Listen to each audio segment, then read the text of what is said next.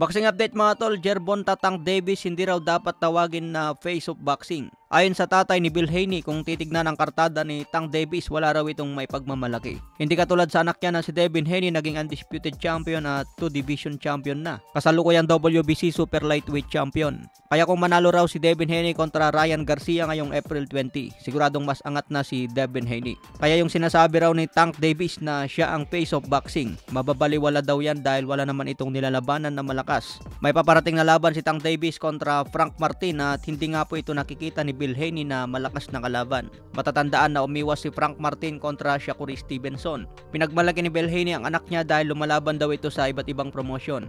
Lumaban na sa top rank laban kay Kambosos at Vasily Lomachenko. Kaya malayo raw ang agwat ni Devin Haney at Tank Davis. Itong si Tank Davis daw kasi mga tol, lumalaban lang under ng PBC promotion. Hindi raw ito lumalaban sa ibang fighter katulad nila Vasily Lomachenko. Maganda lang daw ang pagka-promote kay Tank Davis, pero kung titignan ng mga nakalaban, wala raw itong may pagmamalaki katulad sa ginawa ni Devin Haney.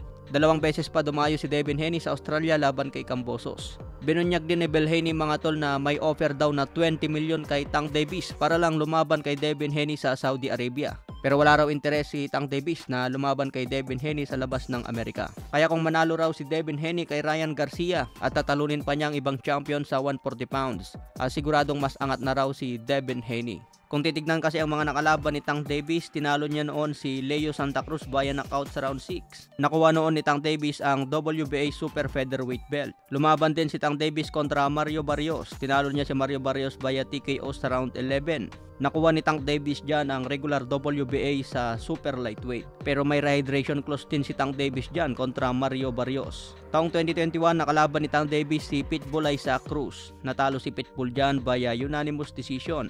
Napanatili ni Tank Davis ang kanyang regular lightweight belt. Taong 2022, napalaban si Tank Davis kontra Rolando Romero. Tinalo niya si Romero via TKO sa round 6. Napanatili pa rin ni Tank Davis ang regular WBA sa lightweight division. Taong 2023, napalaban si Tank Davis kontra Hector Garcia. Tinalo niya ito via TKO sa round 9. Napanatili pa rin ni Tank Davis ang regular WBA lightweight belt. Taong 2023, napalaban si Tank Davis kay Ryan Garcia at tinalo niya ito via knockout sa round 7. Ito nga po ang huling panalo ni Tank Davis at ngayong 2024, mapapalaban siya kay Frank Martin. Sabi ni Devin Haney, anytime pwede daw siya lumaban kay Tank Davis. Basta raw hindi mag-demand ng malaki si Tank Davis, pwede raw mangyari ang laban. Pero kung ayaw ni Tank Davis lumaban kay Haney, target ni Haney ngayon si Pitbull Cruz, Teofimo Lopez at si Subriel Matias. Ipunin daw niya ang 4 na titulo bago umakyat sa 147. Balak din ni Devin Haney labanan si Terence Bud Crawford.